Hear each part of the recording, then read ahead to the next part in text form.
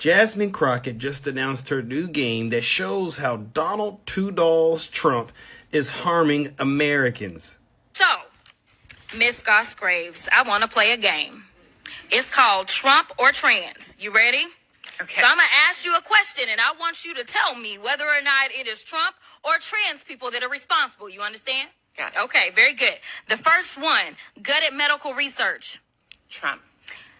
Kidnapping Americans and sending them to foreign countries, a.k.a. deporting them. Trump. Driving us into a recession. Trump. Increasing the cost of everything. Trump. Waging an idiotic tariff war. Trump. Harming farmers. Trump. Ignoring the Constitution. Trump. Proposing to take away Social Security. Trump. Cutting health care. Trump. Firing government workers who keep our country safe. Trump. Encouraging an environment of hate and divisiveness. Trump. Thank you so much. This committee could be engaged in actual oversight of fraud, waste, abuse, and mismanagement. So let's talk about waste. Like Trump's plan to spend almost $100 million for his little birthday parade. Or how he spent 25% of his first 100 days golfing, costing taxpayers tens of millions of dollars. In fact, it's a little bit over 30 million at our last estimation. In fact, President Trump is on pace to spend more than $1 billion of taxpayer dollars just on golfing. Yet the Republicans have been silent. So they must think spending taxpayer dollars on the president's golfing trips is more important than providing health care to their constituents. And when I talk about constituents, we're going to talk about the ones on this committee. The way she can just break things down like that and make it plain and simple for everyone to understand, as far as I'm concerned, is incredible, second to none. So all these things that he's doing is causing harm to everyday Americans like you and I, but yet and still his supporters, instead of actually holding him accountable, they'll turn around and point at someone who they think is the boogeyman and demonize them. What a crying shame. And just think all those billions and billions of dollars that he's charging every single one of us so he can go golfing at his little luxury compound he has. I don't think it's that luxurious, but everything's gold around there, so I guess it is. Congratulations to you Trump supporters. Once again, we've caught you being hypocrites, all right? You know what they say, be careful what you ask for, because you just might get fight. All right, MAGAs, I got a good one for you. So the ports are drying up. The largest port in the Western Hemisphere is in California. It's actually very close to LA. They can predict 45 days out what kind of shipments that they're going to get and receive. And they are saying that the shelves, as we know it in all the retail stores, are going to be normal for the next 4 to 6 weeks. If this continues, the shit dries up, bud. It's done. It's over. Less workers are at the ports now. There's less inventory coming in the ports now. There's less boats coming in the ports now. This is all thanks to the MAGAs, and they think that they've done a good job. And I heard some smart ones. And again, you got to be careful what you say on here because TikTok is in bed with Donald Trump. That they were doing us a favor by voting for Donald Trump to make things better. Pretty sure they just made shit worse for us. So, hey, MAGAs, when the shelves dry up and you can't go out and get your beloved beer and your beloved tools, or the girls can't go out to the fucking Targets and all the bullshit because the shelves are dried up and you want to do your little MAGA, little hotsy-totsy days, hey, fuck off. It was your fault. You can go look at the news yourself just like I did. MAGAs, thanks for fucking us. It looks like the UK may have spoiled Donald Trump's major announcement. You may remember that yesterday Donald Trump announced that later on today there would be some kind of trade announcement between a large trade partner. Many people wondered if it was Canada or China, but Keir Starmer today, at least his office, says that around 10 a.m. this morning, that's local time here in the United States, Eastern time, there is going to be an announcement.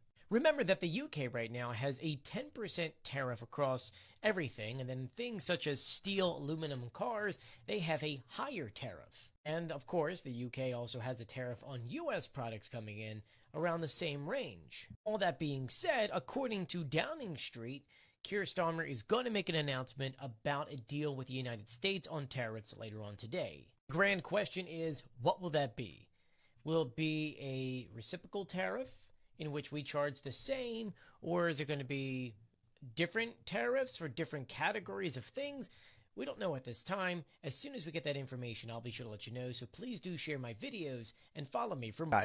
Trump is getting his ass kicked in court, including from some of his own judges. Do you remember a couple of months ago when Trump tried to threaten the governor of Maine to her face at the White House, and she clapped back, "We'll see you in court"?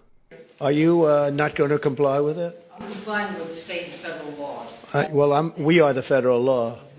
Well, you better do it. You better do it because you're not going to get any federal funding at all if you don't. And by the way, your population, even though it's somewhat liberal, although I did very well there, your population doesn't want men playing in women's sports. So you better comply because otherwise you're not getting any federal funding. See you in court. Every state, good. I'll see you in court. I look forward to that. That should be a real easy one. Well, she did see him in court, and he lost. After the governor refused to enforce one of his illegal executive orders, the Trump administration froze funding for a program that feeds hundreds of thousands of Maine children. Maine took Trump to court, and a judge blocked his executive order. But it's far from the only case Trump has lost in the courts. In fact, he's been sued more than 200 times since taking office and had at least 64 of his executive orders blocked. He lost on the Alien Enemies Act, an 18th century wartime law that Trump has been using to deport people without due process. 2 judges have now blocked him, including one that he appointed himself. He also lost on his sweeping freeze of federal funding that's given to states. Nearly 24 states sued the Trump administration to block the freeze, and a federal appeals court ruled with the states and against Trump. He lost on his attempt to shut down independent agencies. The Trump administration tried to dismantle the Consumer Financial Protection Bureau, which was created by Congress, and a federal judge blocked him from dismantling it. He also lost on birthright citizenship. Trump tried to sign an executive order to prevent children who are born in the United States from becoming citizens, which is literally the 14th Amendment. A judge blocked it. He's also losing in his attack against law firms. Trump has signed a series of executive orders targeting prominent law firms that have opposed him in the past, or may oppose him in the future. A federal judge struck down his orders against one of them this week. Trump is stacking up L's left and right. But here's the thing. Trump is using these defeats for 2 purposes. Number 1, to send cases up to the Supreme Court, who he's counting on to grant him additional powers.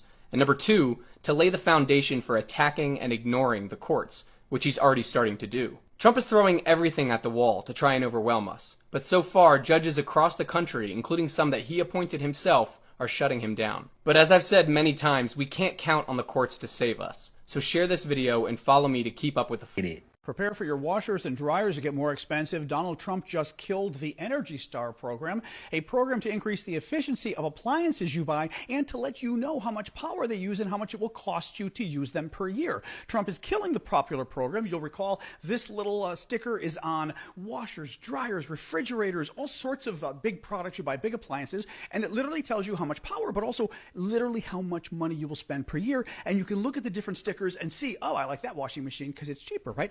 Trump doesn't like it. Trump and the MAGA people have now made cutting cost part of the culture wars. He wants you to spend more energy. He wants you to waste more energy. He wants you to use more water in your shower, which, by the way, costs you more money. This is crazy, guys. I really don't understand this. This is just like the vaccine stuff. It's just like everything else. They have taken basic science, basic facts, basic normal stuff like wanting to save money on your washer and made it part of some Republican conservative vendetta. I don't understand this, but with his taxes already raising prices on products across the board, especially stuff from China, now we're going to raise the prices of washers and dryers and refrigerators? This is crazy, guys. Here's 5 stories you might have missed today in 2 minutes or less. This is your nightly news rundown for May 7th. It's a Wednesday. The White House canceled their U.S. Surgeon General nominee and replaced him with Casey Means. Now, Casey Means hawks all sorts of alternative medicines on social media in an attempt to make a buck. Also, they continue to hawk all sorts of debunked myths that have been debunked medically. The Danish government has confirmed that they will be calling in the acting U.S. ambassador to Denmark over reports that U.S. agencies have increased their spying on Greenland. The White House, including J.D. Vance and Marco Rubio, have told visitors for the World Club Cup Championship this summer and the World Cup next summer to not overstay their welcome. They included teams, administrative staff, and guests when they're talking about overstaying their welcome. Speaking of Marco Rubio, he has quietly been pushing U.S. allies to adopt the Starlink satellite system for internet service by Elon Musk. Now, if this isn't a conflict of interest, I don't know what is. Finally, for your final story of the night, U.S. ports in Los Angeles and Seattle have their directors sounding the alarm over a 30% reduction in imports coming through their ports. Now, these are two of the largest ports in the nation, and they're seeing a reduction in ships that are requesting to dock and offload, all due to Donald Trump's tariffs. Now, this has been 5 stories you might have missed today. It's also been your nightly news rundown for May 7th. Have a good day. All right, y'all, I'm working on these podcast episodes. I will get them up tonight, but I just want to point out this ish with this dude and the Gulf of Saudi Arabia. I just want to point out that you are watching Mayo Excellence. You know, the stuff that they keep bragging about, the trailer people, when they keep coming in here to talk about how whites built the whole world. This is the building. Okay. See how it already existed and they just changed the name on a map because they felt like it, right? Maybe they'll make a new flag or a new slogan out of it, right? Okay. And then they appropriate whatever the native cultures and the ones they like anyway. The parts they don't like, they throw away and call savage. The things they like, they say, you can't have it anymore, but we can capitalize on it. And then they tell everyone that this is what they deserve because Jesus likes white people best and said they're supposed to be in charge and they're supposed to own the world. And then they hurriedly go and rewrite history to make it sound like they were the first ones to discover the Gulf that was already named and that they bravely named it like no man named it before and bravely made the first flag for it. And you see how it goes? You're watching it happen right now. They're doing it right now. Builders of civilization. No, renamers of shit that already existed. Get it straight. Did you see that Newsom, who is on the fence with me right now? I'm not a fan with his little traipse through incel land. However, CaliforniaFacts.com. I do like that. That is to combat the two-teethers in those empty states who keep thinking that California is a cesspool when we're the 4th largest economy on the planet. So finally, there's a website solely devoted to debunking two-teethers, swallower lies about California. You know, people who have never visited here, people who can't afford to visit here, who have shit to say, people who are living off of our taxes because we fund them. You remember that there are more people living in Los Angeles than all of those empty ass middle red states put together. More people in that one city than all of those empty ass states that they love to go, look, America's red, baby. Potato and cornfields don't count.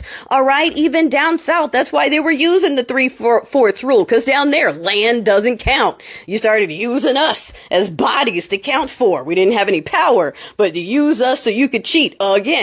What was the 2 states that split? Was it Georgia and Mississippi, Georgia and Alabama, Alabama, Mississippi? It was 2 of those states that literally split, separated themselves so that they would have more votes in the electoral college for Southern power. Okay, like the history of this whole nation. I love how many people are looking back and going, oh wow, everything is really built around keeping the human equipment or keeping the human equipment from advancing or keeping a human equipment that's now technically free from equaling anyone else. Like, yes, everything in this country is that bad. That's why they don't like talking about it. That's why they don't like teaching it. That's why they keep saying they're playing the victim. We just want the freedom to call black children slurs in the park. That's the thing we're fighting for. It's like, okay, yeah, you start to understand why they're still like that. We never stopped it. We let all the Confederate people live just like we let all the schmozzy people come over here. And now we're bringing over South African schmozzies as well. Like, we're just a big old party, and they're celebrating the fact that in the right state, you can just pick us off in public in broad daylight on video and it's fine.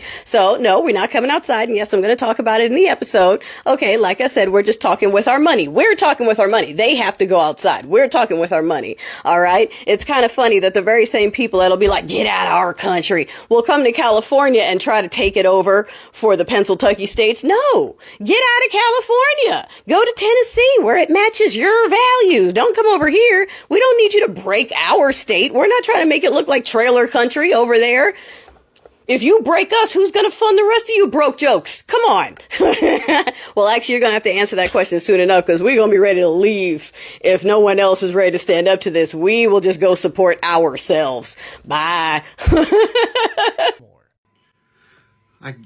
Okay, I guess it's that time again.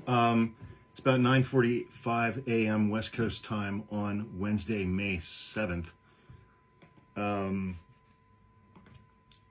And Pam Bondi has revealed a new excuse for not releasing the Jeffrey Epstein files.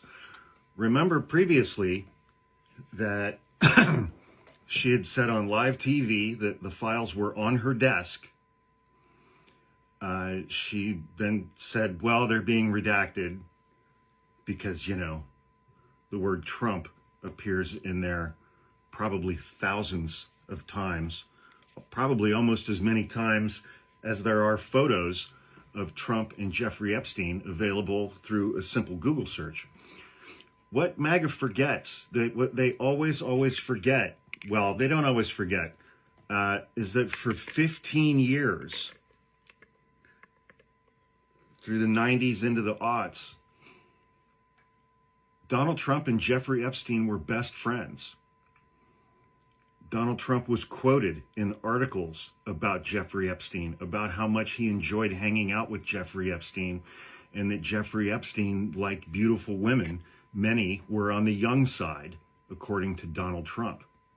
They were best friends. Donald Trump had an entire page in Jeffrey Epstein's little phone book with something like 20 different phone numbers for Donald Trump. I've heard multiple Trump supporters say, well, he was working undercover, even though he was not employed by any government or law enforcement agency. He was working undercover on the inside to bring down Jeffrey Epstein and his empire. So this morning, over 2 months after Pam Bondi, Attorney General, initially claimed she was releasing the Epstein documents, the Attorney General was asked about the delay this morning, Wednesday. The FBI, they're reviewing. There are tens of thousands of videos of Epstein with children or child adult content. There are hundreds of victims, and no one victim will ever get released. I don't know what that means. It's just the volume. And that's what they're going through right now. The FBI is diligently going through that. As though the FBI never went through any of those materials before now. The Attorney General also dismissed claims made by Republican James Comer, head of the House Oversight Committee, that some files had been destroyed. She laughed about that.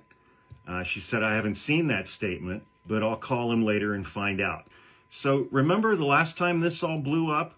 It was on a Thursday that the White House had invited several MAGA social media influencers like Mike Cernovich and Jack Posobiec and DC Drano to the White House to give them copies of Binder 1 of the Epstein files. And they gave them each this big, thick white binder that included heavily redacted material from the Epstein files, all of which had been previously released to the public.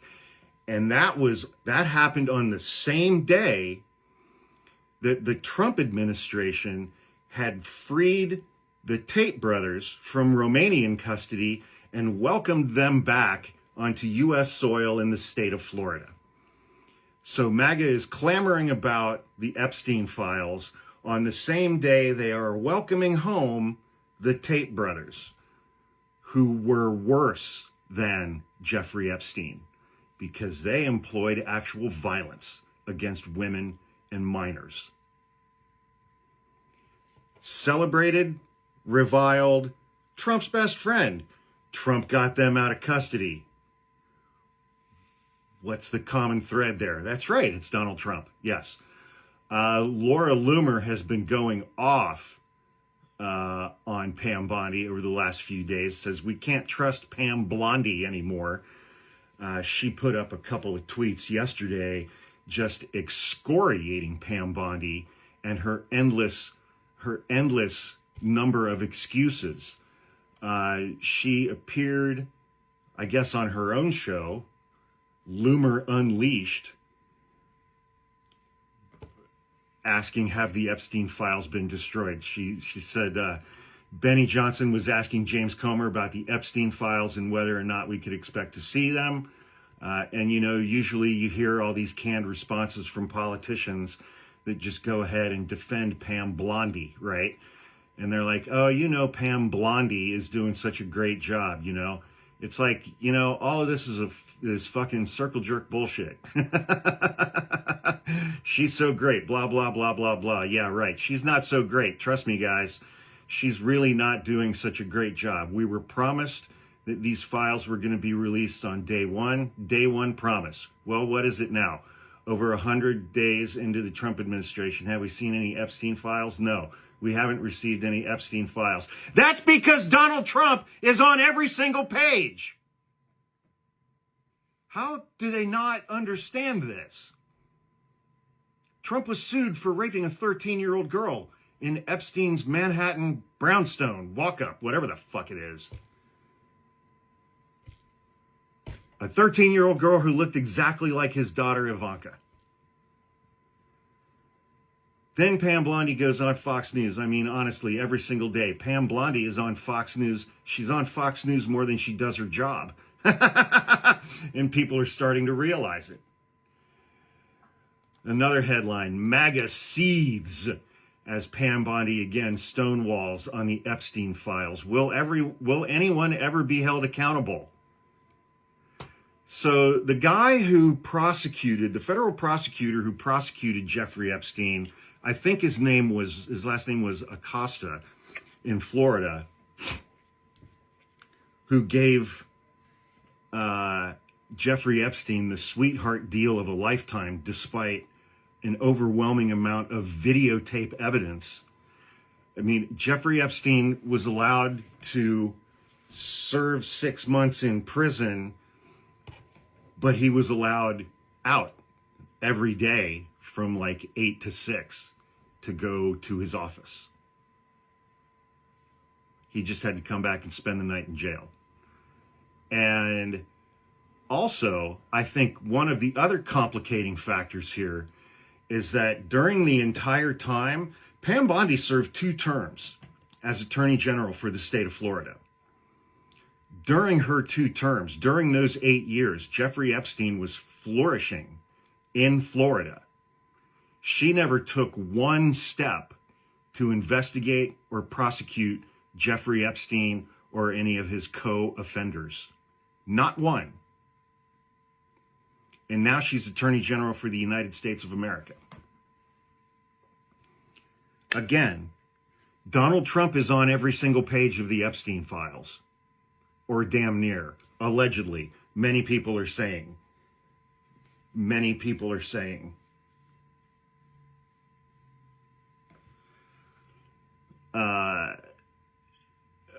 It's so far-right podcast host Benny Johnson said on Tuesday, the Attorney General ordered the files released. We all know that they have not been released. One of my biggest fears, which I expressed with Kash Patel and a lot of people, including Stephen Miller, going into the new administration was this. I hope they're not shredding documents right now. They're just shredding the ones that have Donald Trump's name on them.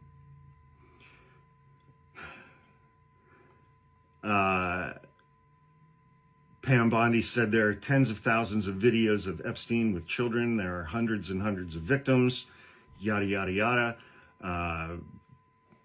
Presumably MAGA Kyle Becker tweeted, let's add another victim, the millions of Americans who wonder if there are powerful elites implicated in this Epstein ring who are compromised and should be in prison, but the U.S. government is protecting them. Donald Trump's administration is protecting them. Why? Because Donald Trump allegedly is on every single page of the Epstein files.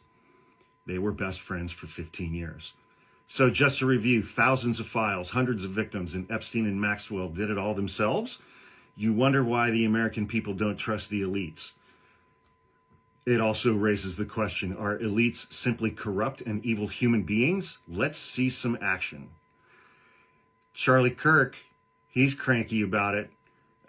Somebody else tweeted the clown meme where it starts off with white makeup and then a little clown makeup and then the wig and then the full thing. Where the first one is like, there are files on my desk. The files will be released tomorrow. The files will be released in phases. And full clown is, here's a trapper keeper. So MAGA is not happy, man. They're all saying things like it'll probably take 4 years to review all the material. I don't need them to go through thousands of videos. A preliminary report would be helpful 100 days in. These are MAGA people saying this. We're going to release the files, but you have to wait until Trump wins. We're going to release the files. You're going to have to wait until Bondi gets in too. We're going to release the files. Okay, we got to wait until Cash Patel gets confirmed. We're going to release the files. Well, we're working on it. The FBI's got to redact some things. So MAGA is not happy about this. But again, Donald Trump was Jeffrey Epstein's best friend for 15 years.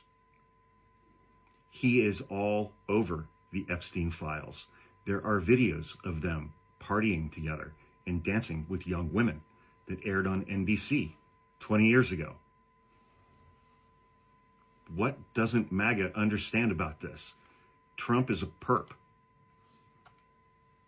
The chairman of the Federal Reserve is warning we're probably in for a bumpy road ahead. My gut tells me that uncertainty about the path of the economy is extremely elevated, and that the downside risks have increased. The risks of higher unemployment and higher inflation have risen, but they haven't materialized yet. They're not in the data yet. So that tells me more than by intuition, because I think it's obvious actually that the right thing for us to do is we're in a good place. Our policy's in a very good place. And the right thing to do is await further clarity. And while they wait for that clarity, today the Fed decided to keep interest rates steady at 4.25% to 4.5%. So what's causing all this uncertainty and this wait and see approach? It's one thing and one thing only. The tariff increases announced so far have been significantly larger than anticipated. All of these policies are still evolving, however, and their effects on the economy remain highly uncertain. If the large increases in tariffs that have been announced are sustained, they're likely to generate a rise in inflation, a slowdown in economic growth, and an increase in unemployment. Where tariffs are going to land, given the scope and scale of the tariffs. In case you didn't get that, in the eyes of the Federal Reserve, President Trump's tariff policy is throwing a huge wrench into the progress of the U.S. economy. Why? As Chairman Powell said, and as I've been reporting since last year, tariffs are generally inflationary. Tariffs increase the cost on the stuff we buy, which then raises overall inflation. Then because all that stuff is so expensive, companies are forced to start downsizing, which then leads to people being fired and therefore increasing unemployment. But the key thing is, while these things may be starting to happen right now, we aren't seeing those things show up in the data right now. And that's because of two things. One, because the U.S. economy has proved, especially over the last year or so, to be really strong and resilient. And two, because it takes time for tariffs to seep into the economy. President Trump just rolled out this tariff policy a month ago. And as I told you in this video, you don't feel the effects of tariffs immediately. So they don't show up in the data immediately. But that doesn't mean the impacts aren't coming. There's so much uncertainty. If you talk to businesses or market participants or forecasters, everyone is just waiting to see how developments play out, and then we'll be able to make a better assessment of what the appropriate path for monetary policy is. The monetary policy President Trump wants is for the Fed to lower interest rates right now. Obviously, again today, the Fed said no. Chairman Powell says it's not wise to lower interest rates yet because the tariffs have not made their way into the data yet. And on top of that, President Trump keeps changing his mind about the tariff policy. But Powell was very clear that he doesn't really care what pressure Trump puts on him or the Fed. As the Fed sees it, the only thing they care about is following through on their employment and inflation goals. So then how does President Trump calling on you personally as well as the Federal Reserve to make rate cuts affect your decision today and affect your job difficulty? Doesn't affect our doing our job at all. So we're always going to do the same thing, which is we're going to use our tools to foster maximum employment and price stability for the benefit of the American people. We're always going to consider only the economic data, the outlook, the balance of risks, and that's it. That's all we're going to consider. So it really doesn't affect either our job or the way. All right, guys. Thank you for watching. Let me know in the comments below what do you think about this whole situation. where the economy is going, and don't forget to like and subscribe, and see you guys in the next video. Bye bye.